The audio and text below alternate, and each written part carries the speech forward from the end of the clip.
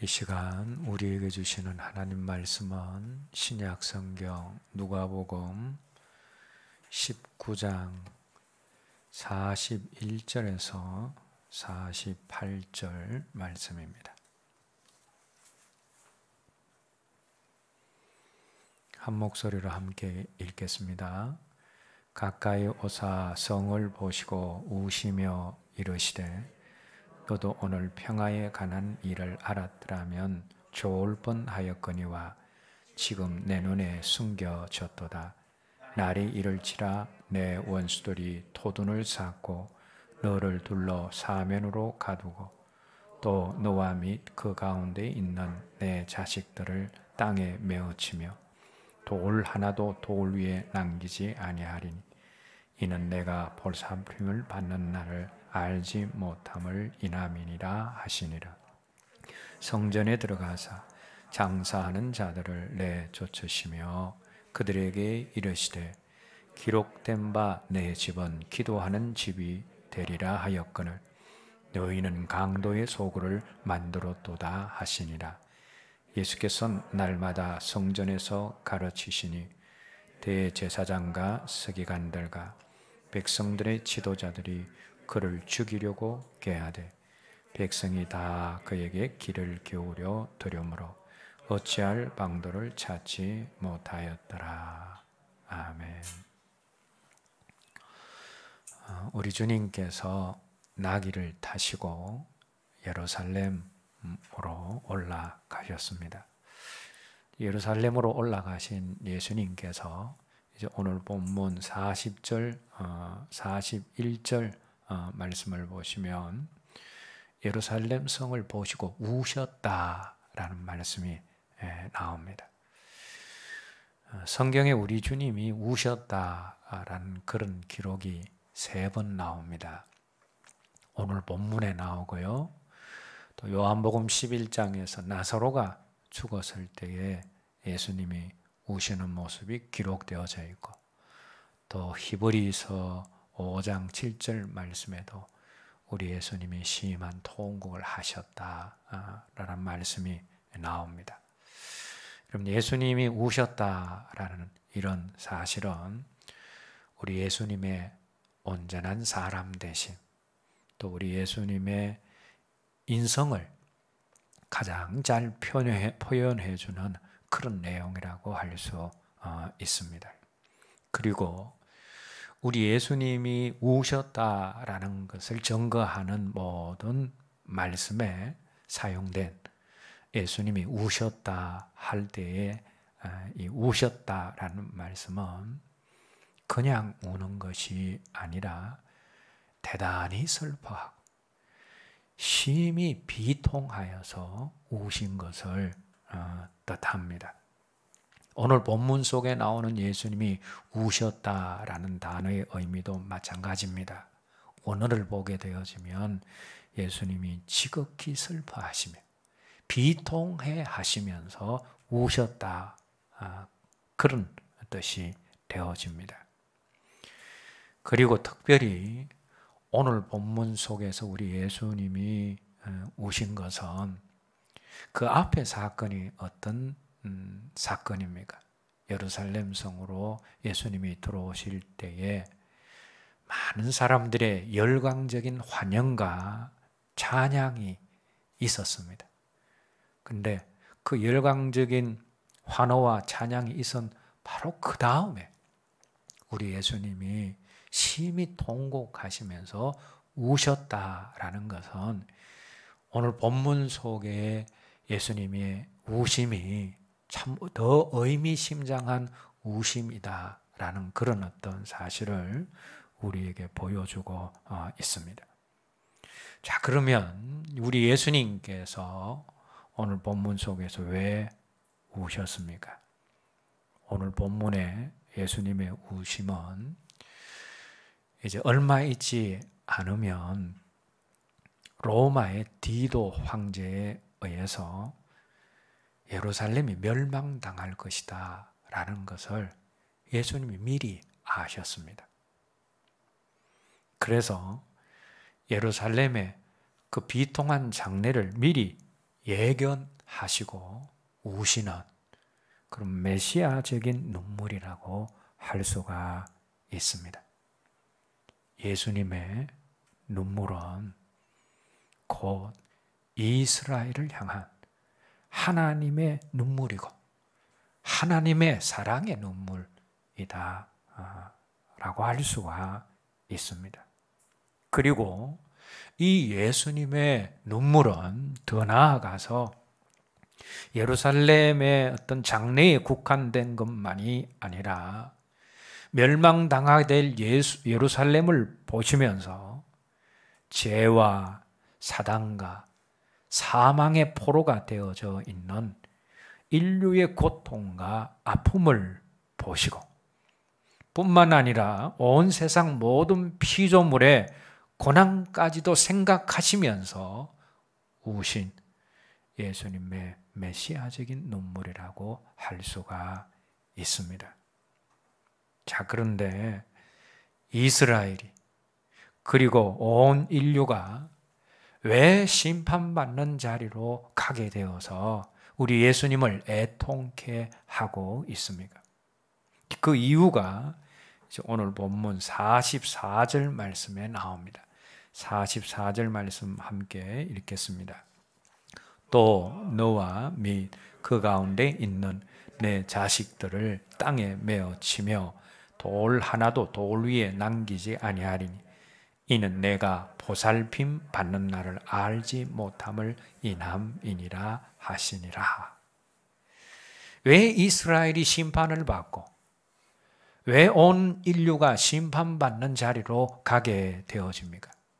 이 말씀 마지막 부분에서 그 이유를 우리 주님이 보살핌을 받는 날을 알지 못하였기 때문에 그렇게 심판을 받게 되어진다라고 말씀을 하셨는데, 여기서 보살핌을 받는 날은 하나님이 방문하신 날, 하나님이 구원하러 오신 때를 의미합니다.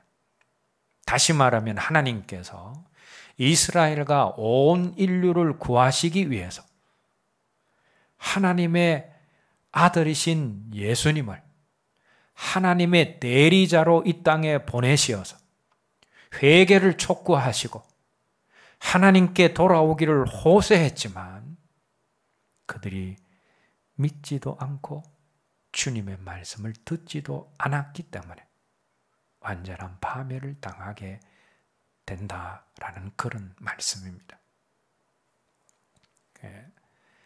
하나님이 구원하러 오신 때 하나님이 인간의 모습으로 방문하신 그때를 알지 못해서, 그래서 그 예수님을, 하나님이신 예수님을 부인함으로 심판받고 멸망받는 자리로 가게 되어졌다라는 겁니다. 에스겔서 18장 23절 말씀 함께 읽겠습니다. 주 여호와의 말씀이니라. 내가 어찌 악인이 죽는 것을 조금인들 기뻐하랴. 그가 돌이켜 그 길에서 떠나 사는 것을 어찌 기뻐하지 아니하겠느냐. 우리는 이 말씀에서 죄인 한 사람일지라도 멸망당하지 않고 다 구원받기를 바라시는 하나님의 사랑의 마음을 우리가 발견하게 되어집니다.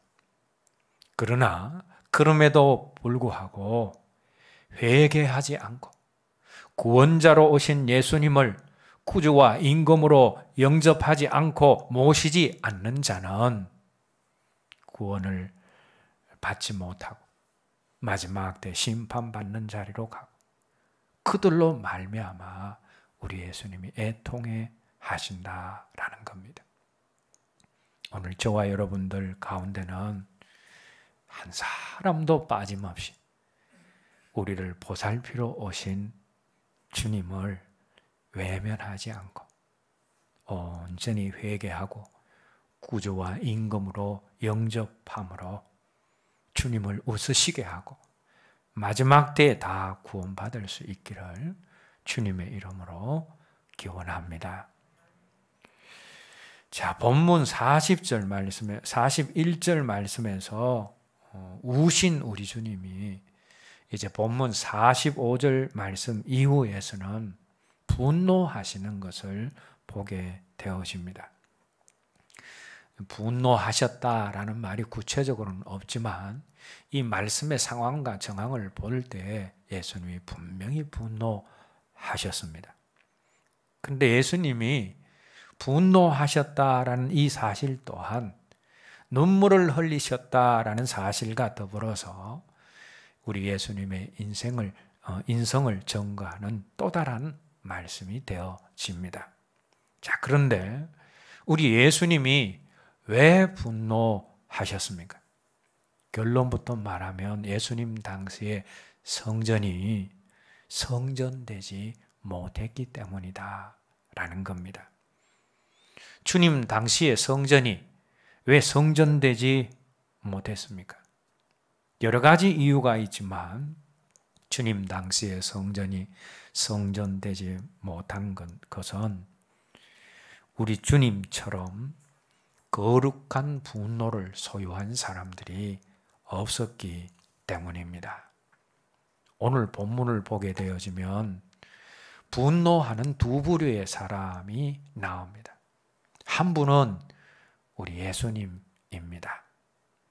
예수님께서 성전에 들어오셔서 오늘 말씀에는 구체적으로 나와 있지 않지만 같은 내용을 기록한 다른 복음서를 보게 되어지면 성전에 들어오셔서 채찍을 만들으시고 성전 안에 있는 짐승을 몰아내시고 환전하는 상을 뒤엎으시며 분노하셨습니다. 예수님이 분노하셨습니다. 그리고 또 다른 분노하는 사람들을 오늘 본문 우리 47절 말씀에서 발견하게 되어지는데, 여러분 이 47절 말씀에서 누가 어느 만큼 분노하고 있습니까? 대제사장과 서기관들이 예수님을 죽이려고 할 만큼, 여러분 사람을 죽이려고 한다라는 것은 이건 대단한 분노가 있는 겁니다. 예수님을 죽이려고 할 만큼 대제사장과 서기관들이 분노하고 있다라는 겁니다. 그래서 그들이 예수님을 죽이려는 방법을 지금 모색하고 있습니다. 자, 그런데 오늘 본문 속에 나오는 주님의 분노와 대제사장과 서기관들의 분노는 완전히 다른 분노입니다. 우리 주님의 분노는 어떤 분노입니까? 하나님께 예배드리는 거룩한 성전이 성전 맡은 자들과 또 그곳에서 장사를 하는 상인들과 결탁을 해서 백성들이 제사 드리려고 가지고 온 그 제물들, 양과 염소들을 검사를 할 때에 흠이 없음에도 불구하고 흠 있는 것으로 판정을 하면 가지고 온 그 제물로 제사를 드릴 수 없으니까 먼 길로 올라온 그들이 어떻게 해야 됩니까? 성전에서 팔고 있는 그런 제물들을 살 수밖에 없는 거죠. 이때 뭡니까? 성전 맡은 자들과 상인들이 폭리를 취하게 되어집니다. 거룩한 성전이 장사꾼들을 위한 장터로 변해 있었기 때문에 예수님 가운데 분노가 올라오게 되었다라는 겁니다. 그런데 예수님의 이 분노는 자기 유익을 위한 분노, 예수님 자신을 위한 분노가 아닙니다. 이 분노는 하나님의 영광을 가리는 것에 대한 분노이고 죄에 대한 분노이고 불쌍하게 착취당하고 무시당하는 사람들을 위한 그런 분노였습니다. 이런 분노를 우리는 거룩한 분노라고 합니다. 자, 그런데 대제사장들과 서기관들의 분노는 다릅니다. 오늘 본문 속에 나오는 대제사장과 서기관들의 분노는 어떤 분노입니까? 성전에서 장사하는 자들과 결탁해서 많은 유익을 취하고 재미를 보고 있는데 그것을 예수님이 나타나서 방해를 하니 분노했습니다. 이 분노는 자기들의 손해 때문에 바라는 분노이고, 자기 이익을 위한 분노이고, 이기적인 육신적인 분노입니다. 예수님의 분노와 대제사장과 서기관들의 분노가 달랐습니다. 윌리엄 바클레이라는 성서 주석가가 있습니다. 이분이 성경에 나오는 온유를 분노와 연결해서 이렇게 정의를 했습니다. 온유가 무엇인가? 온유는 분노할 때 분노하고 분노하지 말아야 할 때 분노하지 않는 것이다 라고 했습니다. 여러분, 온유가 무엇이라고요? 정말 분노해야 할 때 분노하고 분노하지 말아야 할 때 분노하지 않는 것, 그게 성경이 말하는 온유다라는 겁니다. 자, 그러면 우리가 온유한 사람이 되려면 무엇을 잘 알아야 합니까? 분노해야 할 때와 분노하지 말아야 할 때를 잘 알아야 합니다. 우리가 온유한 사람이 되려면 분노 때를 잘 알아야 되는데, 그러면 어떤 때가 분노해야 할 때이고 어떤 때가 분노하지 말아야 할 때입니까? 이것에 대해서 바클레이는 자신의 유익과 이익과 연결될 때에는 분노해서는 안 되는 때이고, 하나님의 영광과 이웃의 이익과 연결되어져 있을 때, 그때는 분노해야 할 때다라고 설명을 하고 있습니다. 그래서 성경이 말하는 온유는 우리가 일반적으로 생각하고 있는 성품적인 부드러움, 그게 온유가 아니다라는 겁니다. 성경이 말하는 온유함은 자신의 감정을 하나님의 통제 아래서 잘 컨트롤해서 정말 분노해야 할 때 분노하고 분노하지 말아야 할 때 분노하지 않는 것입니다. 예수님 당시 성전이 성전되지 못한 이유가 무엇입니까? 당시 성전 안에 있는 자들이 자기의 유익과 관련된 것에서는 분노하지만 주님이 가지고 계셨던 그 거룩한 분노는 없었기 때문이다 라는 겁니다. 분노하지 말아야 할 때 분노하지 않고 정말 분노해야 할 때 분노하는 온유 마음을 가진 사람들이 그 당시에 성전 안에 없었기 때문이다 라는 겁니다. 여러분, 성전이 성전되고 교회가 교회되려면 자기 이익과 관련된 이기적이고 육신적인 분노는 제거되어지고 거룩한 분노가 있는 곳이 되어야 된다라는 겁니다. 교회가 무조건 사랑을, 무조건적인 사랑을 말하는 곳이라고 해서 하나님의 영광이 가려지고 있는데도 불구하고 죄와 불의가 난무하고 있는데도 불구하고 모르는 척 눈 감아주는 곳이 교회가 되어서는 안 됩니다. 교회가 물론 죄인을 받아들이고 죄인을 용납하는 곳이지만, 그러나 교회가 죄를 용납하는 곳이 되어서는 안 됩니다. 그래서 제가 설교 가운데 여러분들의 죄를 자주 지적하는 것은 여러분들 개인의 영혼을 위한 것이기도 하지만 교회의 교회됨을 위한 충정이다라는 사실을 또 여러분들이 알아주셨으면 합니다. 교회가 하나님의 영광이 가려지는데도 분노하지 않고 속아 착취당하고 고난당하고 무시당하는 사람들을 위해서 분노하지 않고 죄에 대해서 분노하지 않는다면 오늘 본문 속에 성전처럼 성전됨을 잃은 성전, 교회됨을 잃은 교회가 되어서 주님의 분노에 찬 심판의 음성을 듣는 교회가 될 수밖에 없는 것입니다. 그래서 오늘 저와 여러분들 모두가 인간적인 분노가 아니라 거룩한 분노를 소유한 사람들이 되어야 합니다. 분노해야 할 때와 분노하지 말아야 할 때를 잘 분별해서 정말 분노해야 할 때 분노하는 온유함을 가진 사람들이 되어서 교회를 교회되게 하는 사람들이 되시기를 주님의 이름으로 기원합니다. 두 번째로 예수님 당시에 성전이 성전되지 못한 것은 예배가 예배되지 못했기 때문입니다. 우리 주님께서 성전에서 장사하는 자들을 내어 쫓으신 후에 성전에 대해서 하신 말씀이 오늘 본문 속에 나옵니다. 그것이 오늘 본문 46절 말씀에 나오는데 46절 말씀 함께 읽겠습니다.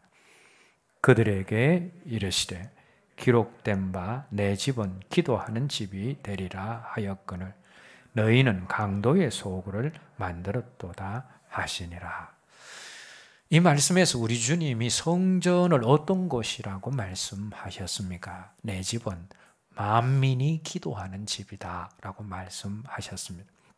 여기서 만민이 기도하는 집이다 라는 말의 의미는 만민이 나와서 기도만 하는 곳이 아니라 온 세상의 모든 사람들이 나와서 하나님과 교제하고 하나님께 예배하는 곳이다 라는 그런 의미입니다. 자, 그런데 같은 내용을 기록하고 있는 오늘 본문과 같은 내용을 기록하고 있는 마가복음 11장에 의하면 우리 예수님께서 환전상을 둘러 엎으시고 짐승들을 쫓아내시고 한 이 사건, 성전 정화의 사건이 일어난 곳이 마가복음 11장에는 나오는데 그것이 어디였는가 하면 성전 가운데서도 이방인의 뜰이었다라고 기록을 하고 있습니다. 자, 이 이방인의 뜰은 이방인이든 유대인이든 남자든 여자이든 누구든지 들어갈 수 있는 곳입니다.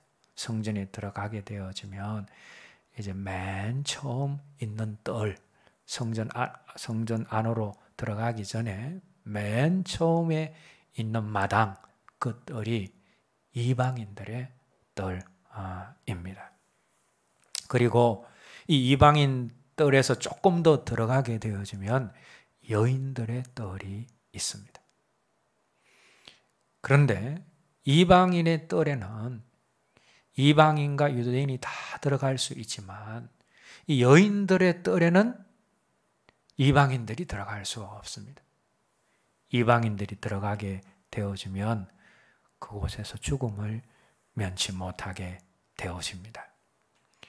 당시 이방인 가운데는 예루살렘에 와서 예루살렘 성전을 구경하러 온 사람들이 많았을 것입니다. 왜냐하면 당시에 로마의 저술가들에 의하면 예수님 당시의 성전이 세계에서 가장 놀라운 건물들 중에 하나라고 할 정도로 당시의 성전은 유명한 그런 건물이었습니다. 그래서 이방인들이 성전을 구경하러 온 사람들이 많았습니다. 자, 그런데 문제는 성전에 드나드는 모든 이방인들이 다 구경 온 사람들은 아니었다라는 겁니다. 그들 가운데 이방인으로서 하나님을 믿어서 하나님을 예배드리기 위해서 하나님께 예배하게 드리러 온 이방인 예배자들이 있었다라는 겁니다. 그들 가운데는 하나님을 구하고 기도하기를 간절히 소원하는 심령의 갈급함을 가지고 먼 곳에서 그 성전을 찾아온 사람들이 있었습니다. 그러나 그들이 이방인이었기 때문에 오직 이 이방인의 뜰까지만 들어갈 수 있습니다. 그래서 이방인들의 뜰에서 예배를 드리고 그곳에서 기도를 해야 했습니다. 그런데 바로 그곳에서 이 이방인의 뜰에서 상행위가 이루어졌다라는 겁니다. 여러분 그 당시의 상황을 여러분들이 한번 머릿속으로 생각을 해 보십시오. 먼 곳에서 하나님을 경외하는 이방인들 얼마나 귀합니까? 유대인들이 아님에도 불구하고 하나님을 예배하고 경배하고자 하는 사람들입니다. 그 이방인들이 먼 곳에서 하나님 앞에 기도하고 예배하기 위해서 이방인의 뜰에 왔습니다. 그런데 그곳에 들어서니까 지속적으로 짐승 울음소리가 들리고 매매와 흥정과 경매의 소란스러운 그런 어떤 상황이 만들어지고 있습니다. 자, 그러면 여러분 그곳에서 기도가 제대로 되어지겠습니까? 예배다운 예배가 드려질 수 있겠습니까? 하나님의 임재를 구하고 먼 길을 찾아온 이 사람들이 바로 하나님의 집에서 자기 욕심을 채우는 사람들로 인해서 하나님에게서 소외되고 있었다라는 겁니다. 그래서 주님이 내 집은 만민이 이방인들까지라도 기도하고 예배하는 곳이다 말씀하시고 분노하시면서 책망을 하신 것입니다. 여러분 우리는 여기에서 하나님께서는 예배자의 예배를 방해하고 기도자의 기도를 방해하고 예배의 예배됨을 방해하는 자들을 결코 무죄한 자로 간주하시지 않으신다라는 사실을 우리가 배우게 되어집니다.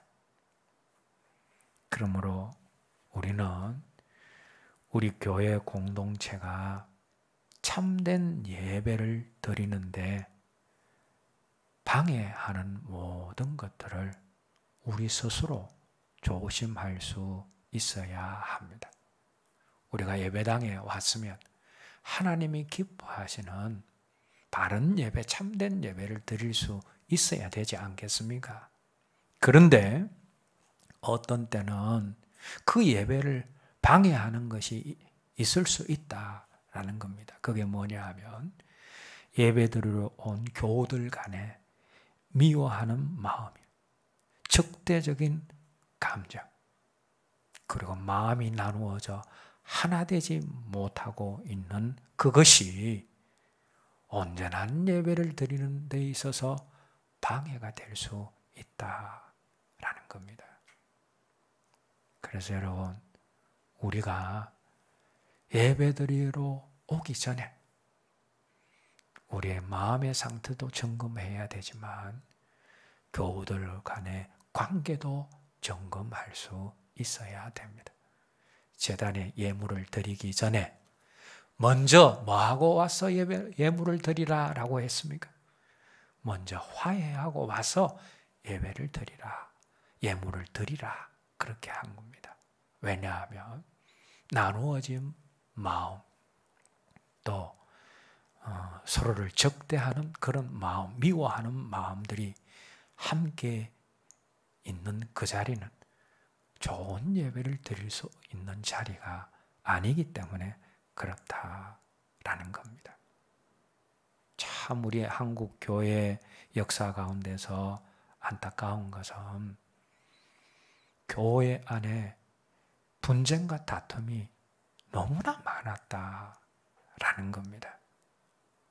이기적인 마음, 또 자기 뜻이 관철되지 않는다라고 해서 또 교회를 향한 잘못된 열심 때문에 예배 드리러 온 사람들끼리 다투는 일들이 비일비재했다라는 겁니다.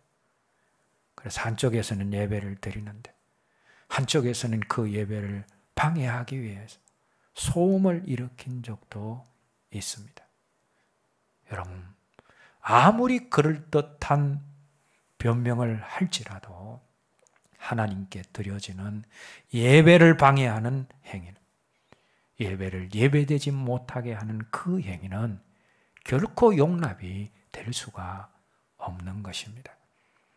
예배가 예배되지 못할 때, 성전이 성전되지 못하고 교회가 교회되지 못한다라는 사실을 기억하고, 우리가 다른 사람들이 하나님께 나와 예배하는 것을 우리의 말과 행위로 방해하는 사람들이 되지 않도록 늘 조심할 수 있어야 합니다.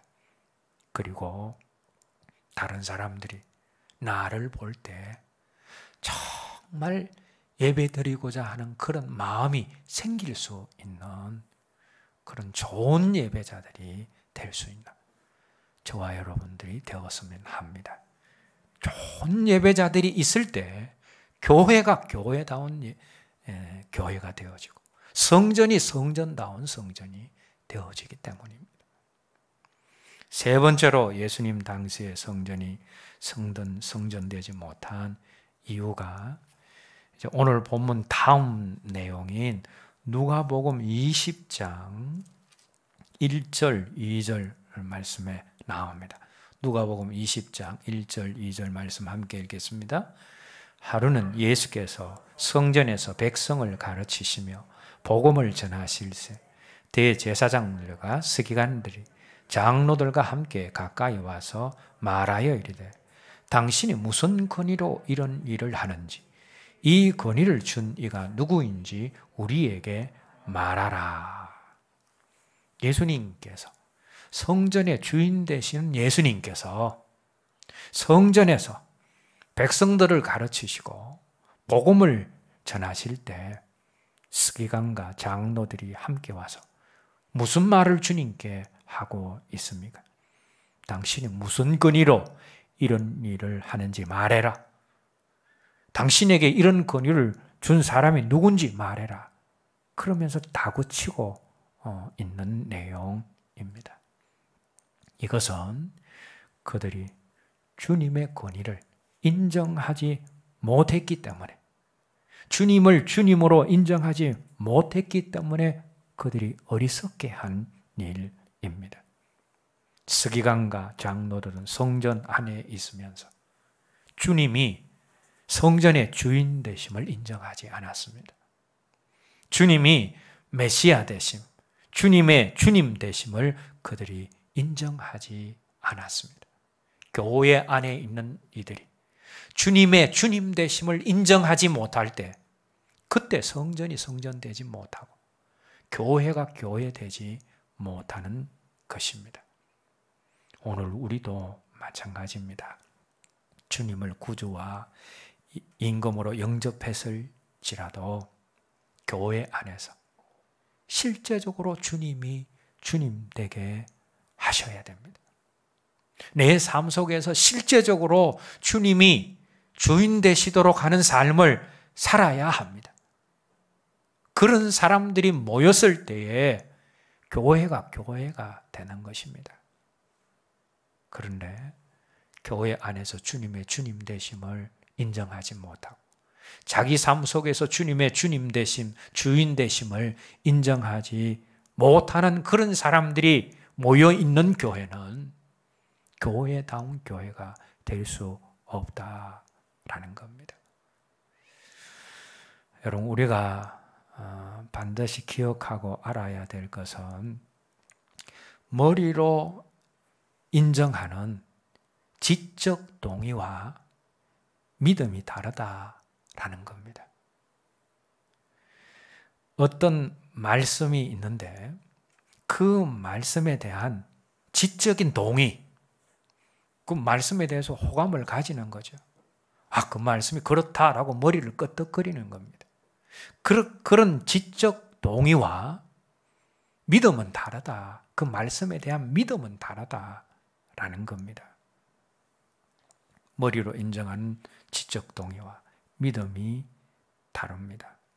지적 동의는 믿음이 일으키는 일들을 일으키지 못합니다.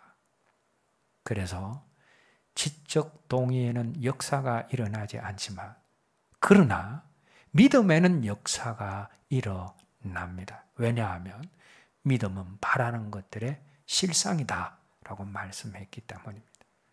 지적 동의를 가지고서는 바라는 것들의 실상이 되어질 수가 없습니다.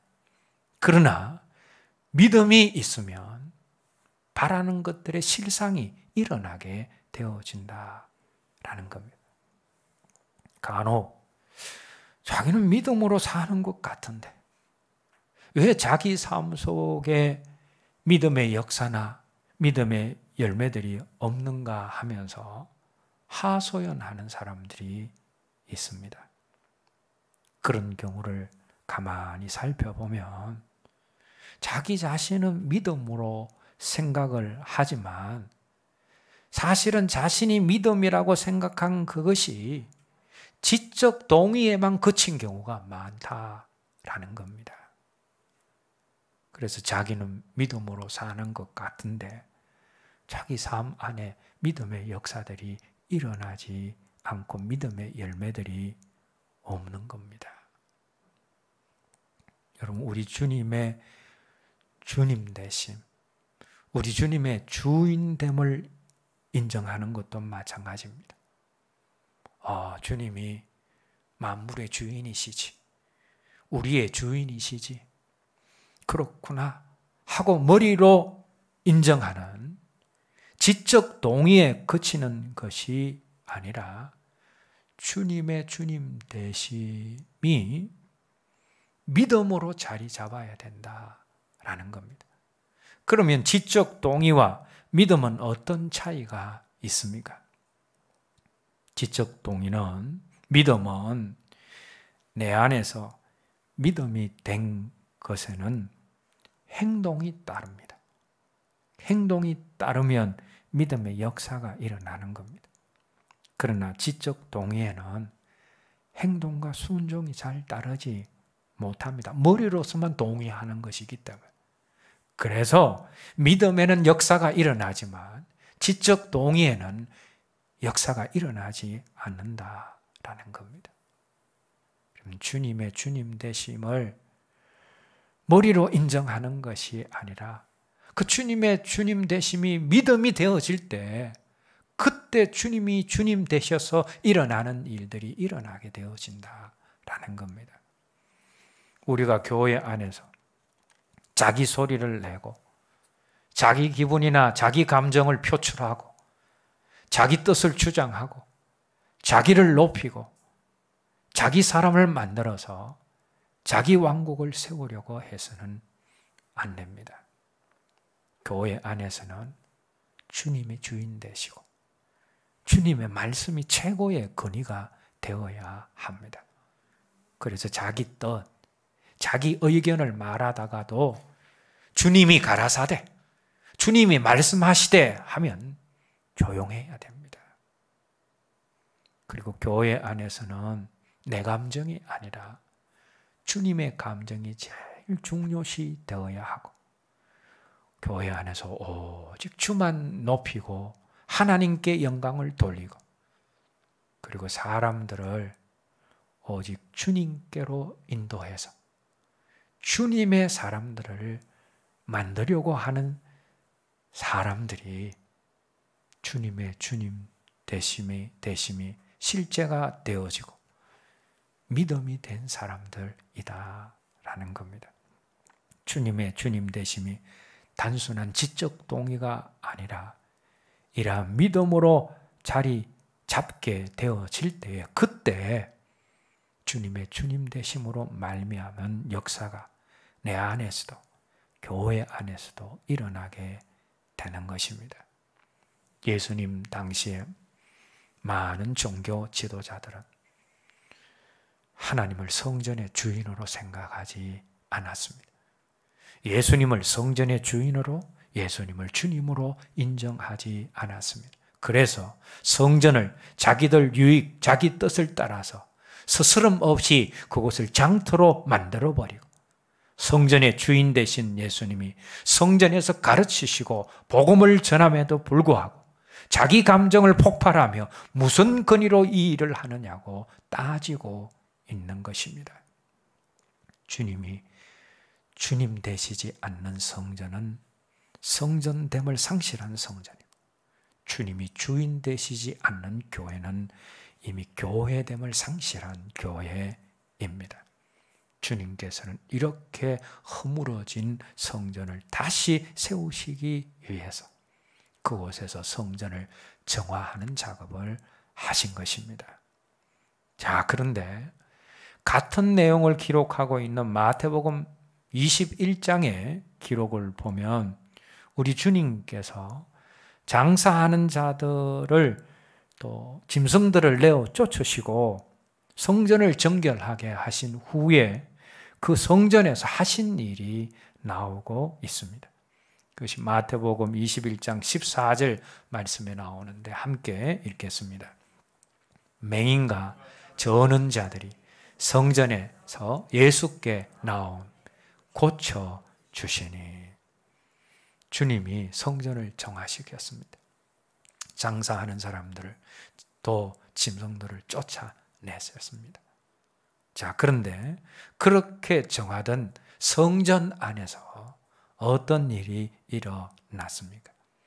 맹인과 저는 자들이, 병든 자들이 고침받는 일이 일어났습니다. 여러분, 이 내용은 참 중요한 내용입니다. 왜냐하면 이것은 성전이 성전됨을 회복할 때, 교회가 교회됨을 회복할 때 그 교회 안에서 어떤 일이 일어날 것인가를 우리에게 보여주고 있는 내용이기 때문입니다. 성전이 성전되어지고 교회가 교회되어지면 교회 안에서 어떤 일이 일어납니까? 먼저 교회가 심판을 막는 역할을 하게 되어집니다. 예루살렘이 심판받게 되는 중요한 이유 중에 하나가 무엇이었습니까? 성전이 성전되지 못했기 때문입니다. 그러나 성전이 성전되면, 교회가 교회되면 교회가 하나님의 심판을 막는 역할을 하게 되는 것입니다. 뿐만 아니라 성전이 성전되고 교회가 교회되면 어떤 것이 되어집니까? 조금 전에 마태복음에 있는 말씀대로 성전이 상한 사람들의 치료가 있는 곳이 되어집니다. 병든 사람들의 나음이 있는 곳이 되어지고 위로가 있고 기쁨이 있고 기도의 응답이 있는 곳이 되어집니다. 자비가 있고 긍휼이 있고 회복이 있는 곳이 되어집니다. 오늘 우리 교회가 그런 교회가 되었으면 합니다. 기도가 있고 기도의 응답이 있는 교회, 상한 심령을 소유한 사람들이 와서 그 심령이 치료를 받고 강건해지는 교회, 슬픔을 당한 자가 와서 기쁨과 위로를 얻는 교회, 죄 있는 자가 와서 용서받고 하나님의 사람으로 거듭나는 교회, 기도하고 싶고 하나님을 만나고 싶어 나온 사람들이 방해받지 않는 가운데서 자신의 신앙과 경건에 도움을 얻고 또 위로받고 돌아가는 곳, 바로 이런 교회가 우리 교회가 되었으면 합니다. 그렇게 하려면 우리가 어떻게 해야 합니까? 우리에게 거룩한 분노, 성경적인 온유함이 있어야 하고 우리가 좋은 예배자가 되어서 예배다운 예배가 드려져야 되고 그리고 주님이 순간순간 교회 안에서나 우리 삶 속에서 주인 되시고 주님이 되셔야 합니다. 그렇게 되어질 때 교회가 위로와 회복이 있는 교회, 치유와 기적이 일어난 교회, 하나님이 기뻐하시는 교회, 교회다운 교회가 될 줄로 믿습니다. 이제 찬양 부르신 후에 오늘 말씀 들은 말씀 가지고 함께 기도하겠습니다.